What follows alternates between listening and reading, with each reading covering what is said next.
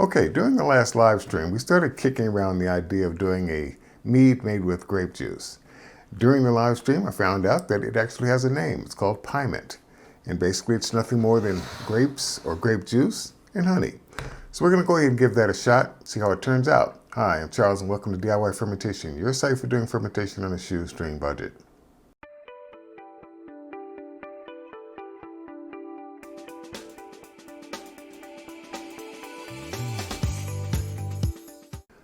Okay, to make our Grape Pyment, I'm going to be using the following ingredients. 64 ounces of 100% grape juice with no preservatives. 2 pounds of honey.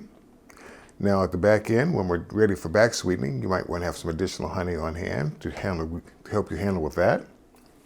I'm going to be using Red Star Premier Blanc wine yeast. If you're a Lavin user, I guess that would be EC118. Airlock with stopper.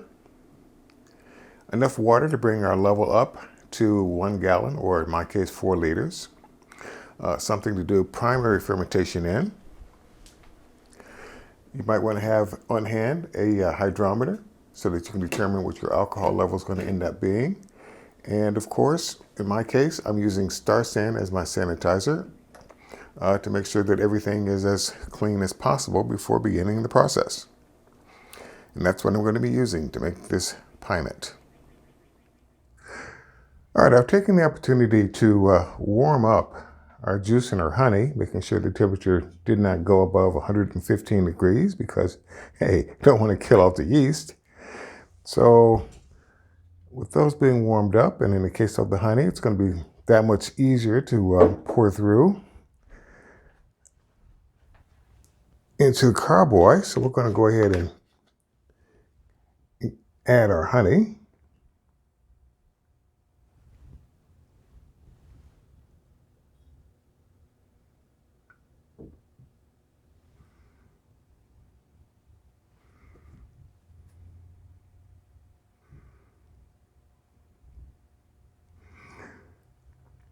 Someone described a trick to make this process a little bit more easy, and that was to just tape a toothpick to the side of the funnel so that it flows through more easily. I neglected to do that this time.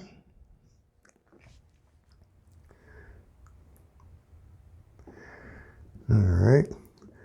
I am going to rinse that out to make sure that I get all of that honey that's in there. And I want to add our grape juice. It should be a little bit more easy. Let me move my dining room chair out the way because I am not about to get grape juice stains out of that.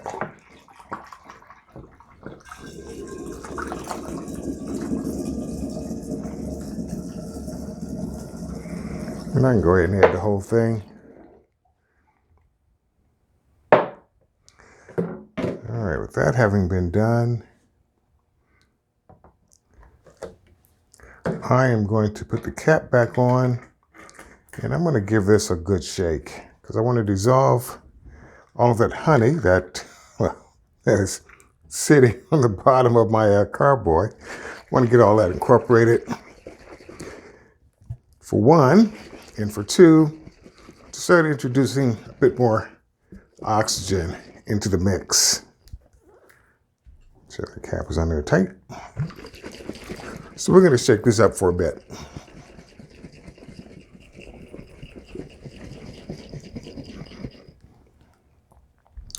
All right, now that we've given it a pretty decent shake, and I'm going to do this process again after I've added the water, I just want to pour off a little bit of our honey sweetened grape juice. Not much, just about half a cup. I mean, there's no need to be precise because what we want to do now is that we want to start the process of blooming our yeast. To get this process started, and I'm just going to sprinkle it across the top and let it hydrate on its own and start the blooming process. And while it's doing that, we can go ahead and start adding in some of the rest of our water. And this is I just use regular filtered water. I don't use anything more than that. If you want to use bottled water, please feel free.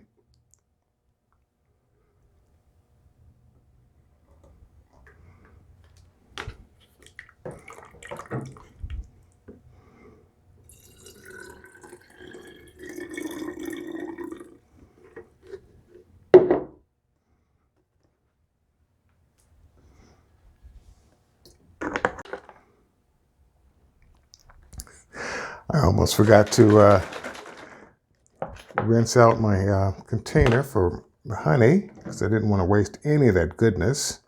So with the remainder of the water, I'm just going to go ahead and add that in.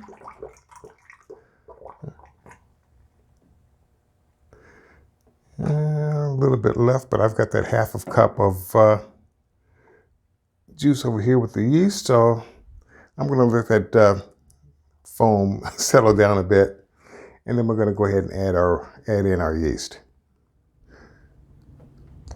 Now, while this mixture is still warm, I mean, it's not hot or anything, but it's still warm, I removed the bit, and I'm going to use that to take a hydrometer reading, and I'm letting that cool down separately to come down to room temperature. But while I'm waiting, I'm going to go ahead and add our yeast mixture.